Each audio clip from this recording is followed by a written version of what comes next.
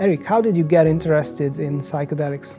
My name's ERIK DAVIS, and I'm a writer, and I've been a writer and author and scholar for my whole life, or my adult life. And I got into, I first wrote about drugs in the early 1990s when it wasn't very cool to do so. And I've always been interested in drug subcultures, so I covered a lot of subcultures as a journalist and a participant observer. I was an early Burning Man person and Grateful Dead guy and Rainbow Gathering, all this kind of stuff. And then in the late 1990s, I started to go to a conference called Mind States and got involved in the sort of early psychedelic conference scene, if you will, and got to know a lot of people. And so I've really been part of the sort of underground intelligentsia in America for a long time. And then I got a PhD about 10 years ago that was about psychedelic culture in other visionary cultures in the 1970s. So I kind of did a proper academic study trying to wrestle with questions of ontology and culture, media, technology in the context of psychedelic experience.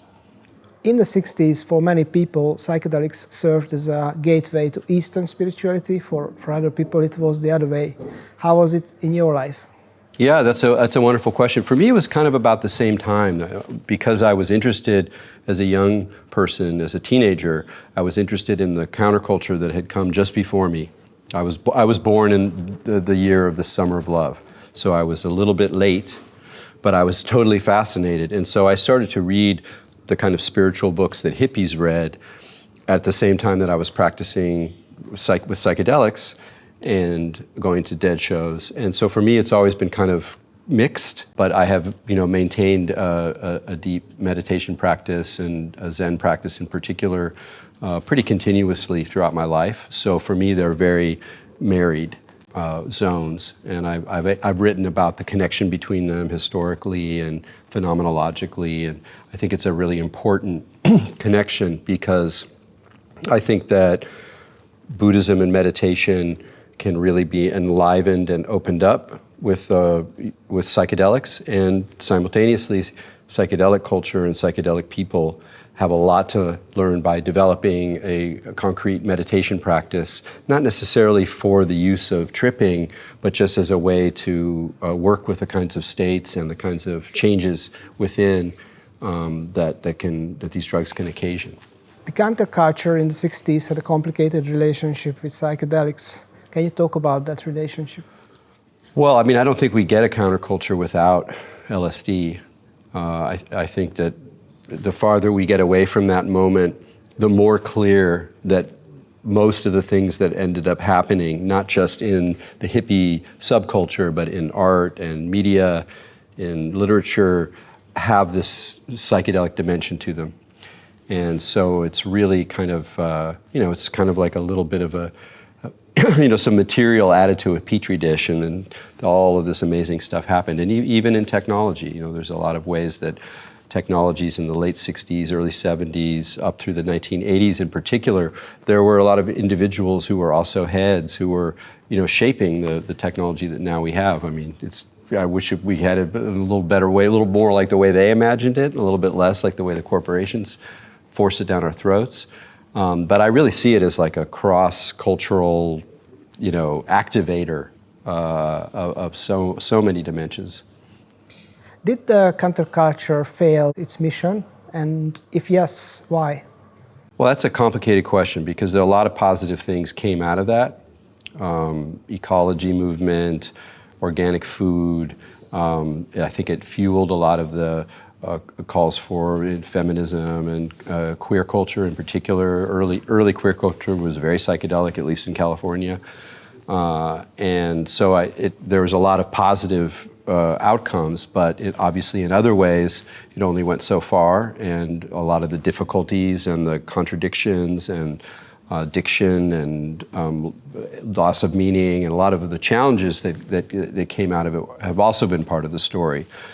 So I think about it less in terms of success and failure and more in terms of the complicated karma that comes out of these experiences. While reading your articles, I had the feeling that you are an archeologist and you would like to dig up something which many in the psychedelic movement would today rather bury. Yeah, Is that right? I sometimes feel that way, absolutely, because I'm not just a utopian, I don't just like the positive stories, so some of the things that I'm fascinated with are difficult, and so there's even less of an interest in dealing with those. There's a very complicated relationship now between the mainstream and the underground, and it's been changing and shifting over the last 20 years, and part of it involves the mainstream rejecting some of these stories, and the classic example is Tim Leary, who is a kind of bête noire. You know, he's, you know, I didn't say it in my talk, but it's easier for a CEO of a psychedelic pharmaceutical company to praise indigenous wisdom than it is to acknowledge that Tim Leary got some things right, because he has to play the role of the bad guy who destroyed legitimate science and took it away, which is absurd. Science did not stop with the scheduling of psychedelics, and many scientists and researchers now, they want to have a story that there were this dark ages where nothing happened, and now they get to, you know, start doing it again, when in fact there was tons of research that was happening by countercultural people, you know, with illegal materials, and developing a lot of knowledge and distributing it through Entheogen Review. You have the Shulgins and all of their research. You have Arrowhead. There's a lot of places where research and study and comparison, you know, sometimes informal, not always to the grade that we need in order to get drugs approved, but there was a lot of knowledge that was developed in that area. Another person who is controversial today is Terence McKenna. How do you see his legacy today? Terence McKenna's legacy, I've been thinking about it a lot, because in some ways he's sort of the most important speaker, you know, discourse psychedelicist, at least in the 1990s, late 80s, 1990s. And I often wonder what it looks, how it's going to crystallize as we go forward. I think that he's enormously inspiring for not just the variety of metaphysical views and the possibilities, these sort of speculative possibilities of other dimensions and entities and the end of time and all this kind of, you know, sort of wild ideas.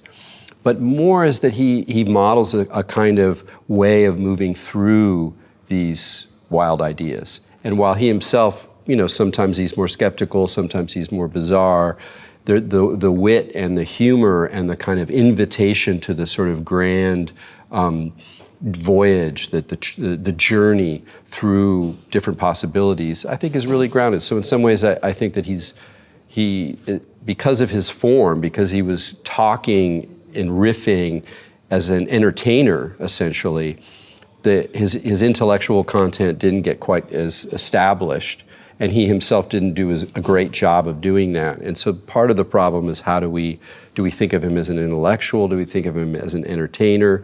Was he someone who just, as he often said, my role is to give permission? He just sort of allowed a space to open, and he drew some energy towards intensification, you know, the idea of a heroic dose and the kind of encouragement for people to really go deep.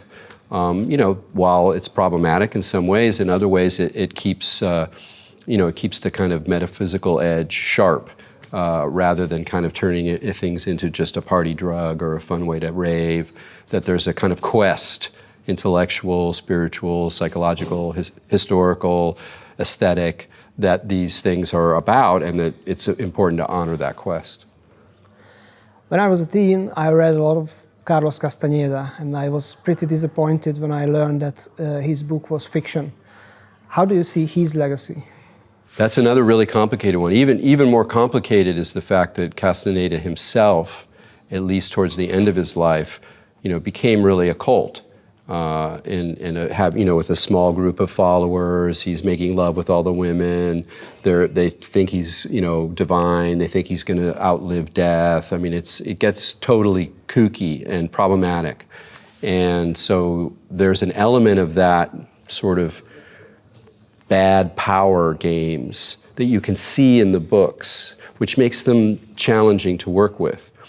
But in other ways, I still think they're brilliant. I still read them. I still turn to some of the ideas, especially in the early books, when I think he himself was a little bit less completely absorbed in his own myth.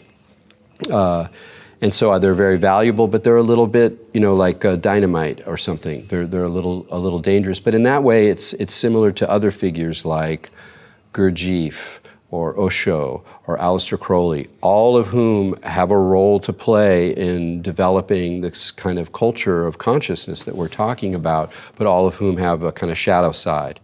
And so today, many people, when they see that shadow side, they just want to cut it off and clear the deck and say, no, that person was awful, and we don't want to read their books, we don't want to think about them. And I've never been that kind of person. I've always sort of believed that there's a lot of light and darkness mixed together in all of us, in our lives, and the decisions we make and the things we do, and that it's more about sort of navigating through this kind of challenging but really wondrous terrain.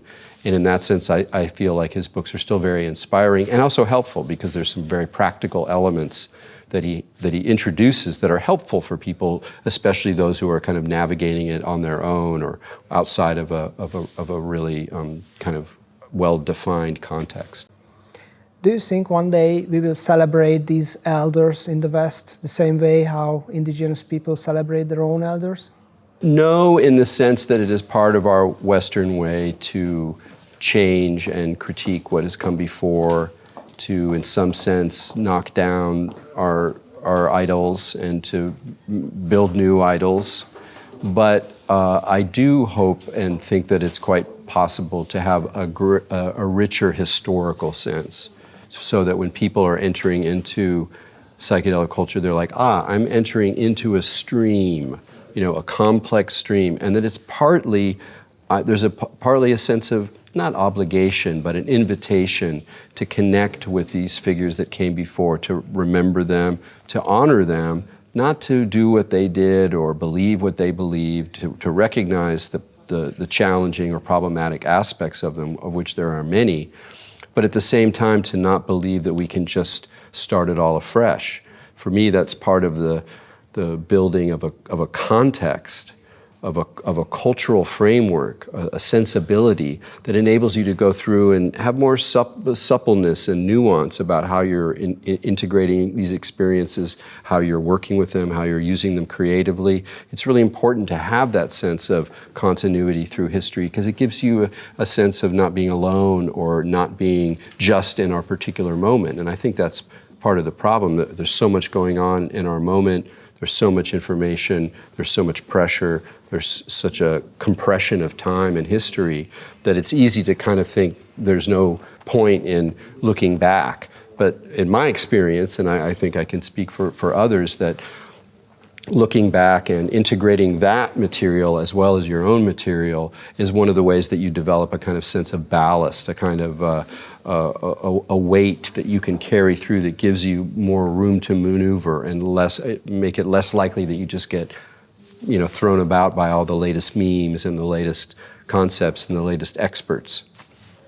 So can we say that what you do is, in a certain way, you are pushing the psychedelic movement to do its shadow work?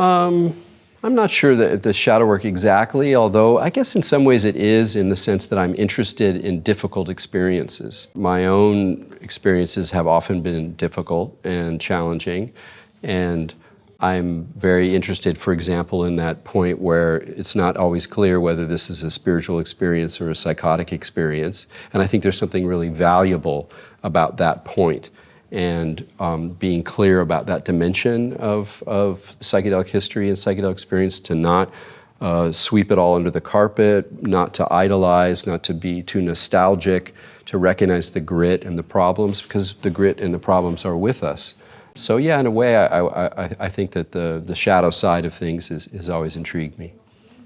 Do you think we will lose something important if psychedelics are legalized? Yeah. I do, actually. I mean, I don't think that's necessarily a reason not to do it, but that there are values to being illegal. And it's hard to talk about because it always said, well, are you saying that you're glad that people went to prison for 20 years for dealing a sheet of acid? And I'm like, absolutely not. I mean, in a way, it's an impossible contradiction. You can't really resolve it one way or the other. But at the same time, I think it's important to recognize that that gave aspects of the community a lot of power, you know, that it was, you had to go on a risky voyage. You had to be initiated in some way. You had to move your body into a difficult place where you didn't know what was going on, and maybe you met some people, and some of them were kind of sketchy, and then something wonderful happened, and that kind of the adventure side of it is not just superficial. It's actually a kind of invitation for you to make a move and to not simply consume or simply think of yourself as a wounded or broken subject that needs fixing through therapy, and I have this problem and I need to heal, and so I need to be in a safe environment so I can heal.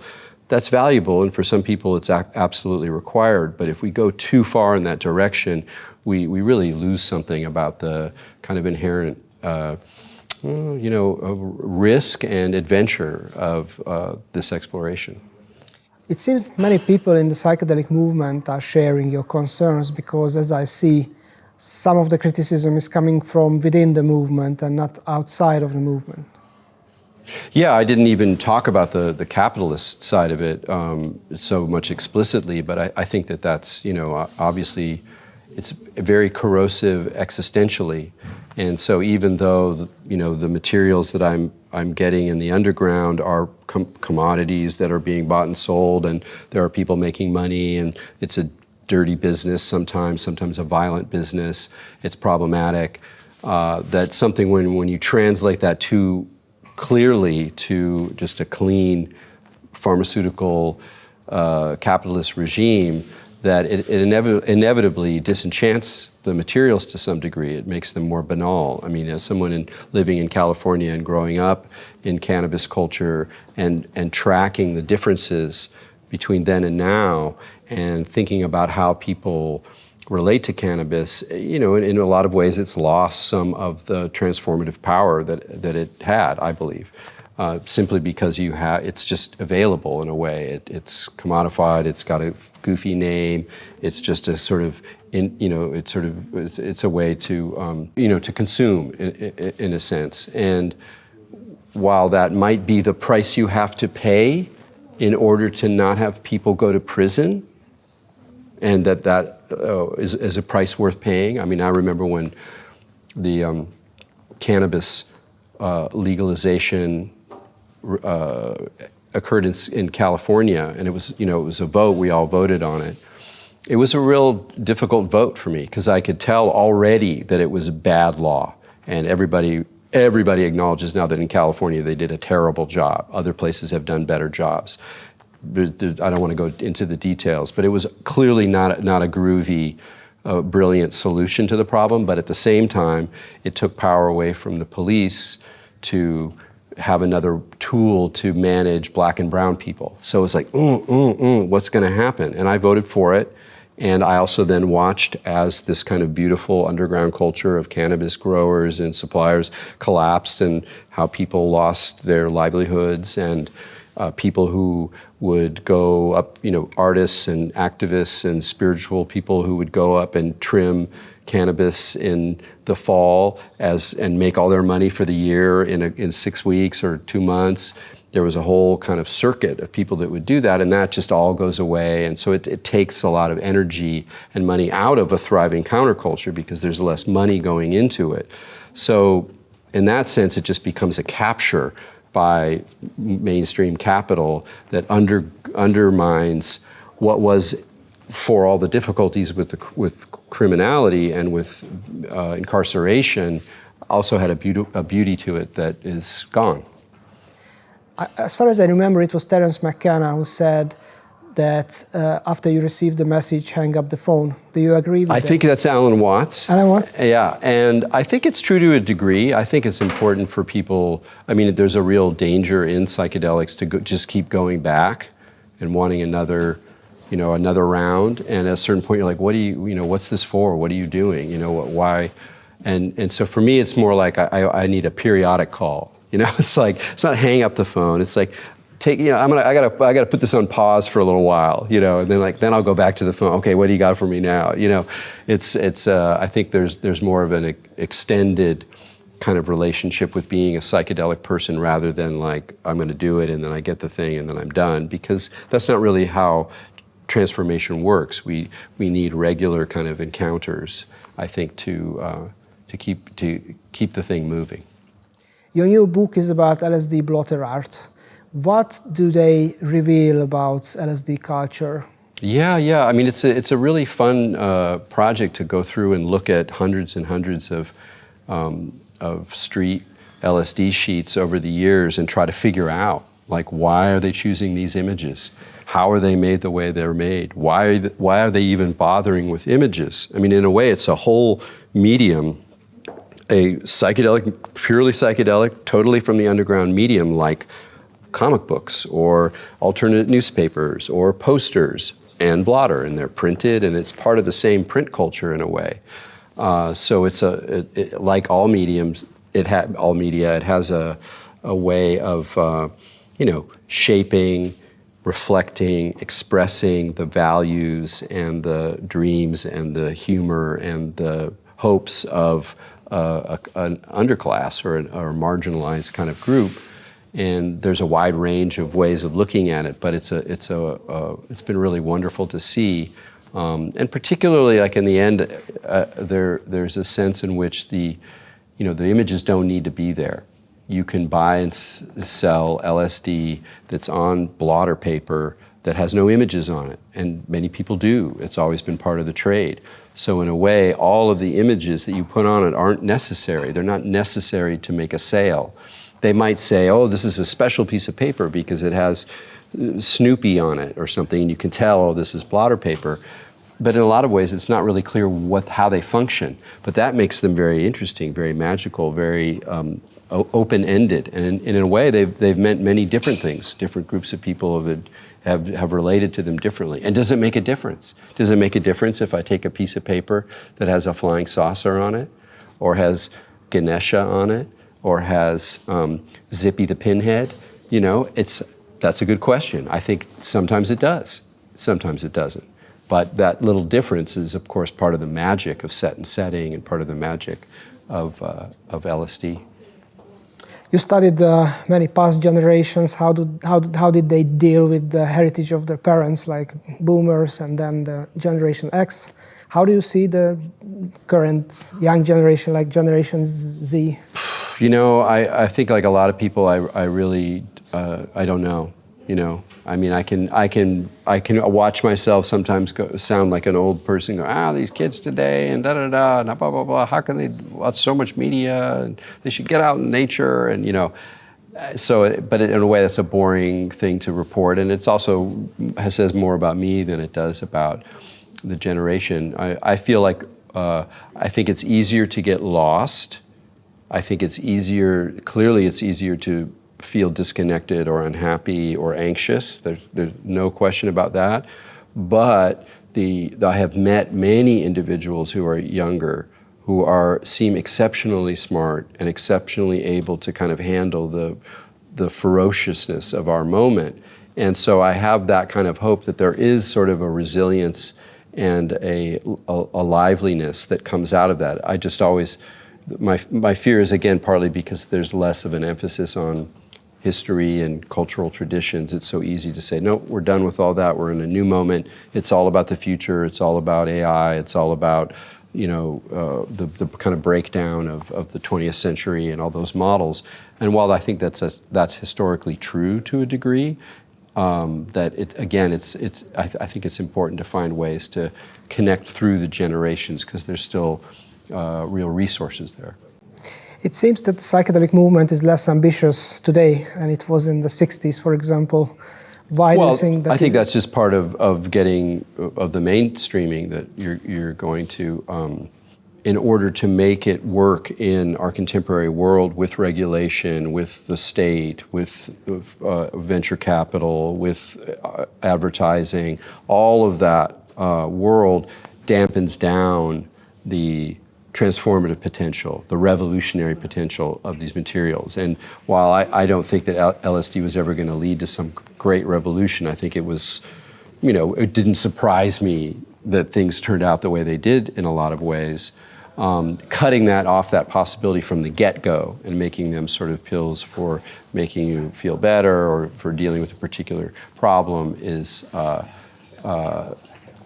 cutting off too much and losing too much. So, but at the same time, the undergrounds will continue, dance cultures will continue, crazy teens will grow mushrooms in the basement and come up with ways of taking them that we're not aware of, that we have no ideas about. And I have faith that people will still pursue the intensification and the marvels and the transformative possibility that goes in these things, even if there's sort of a layer of convention over them.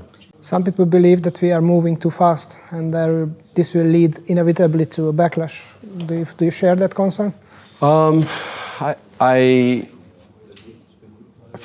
I think I think something like that is kind of inevitable. We already see what some of the forms that will take. And in some ways, I'm actually surprised that there hasn't been more of a backlash so far, even though in many ways it hasn't really gotten going.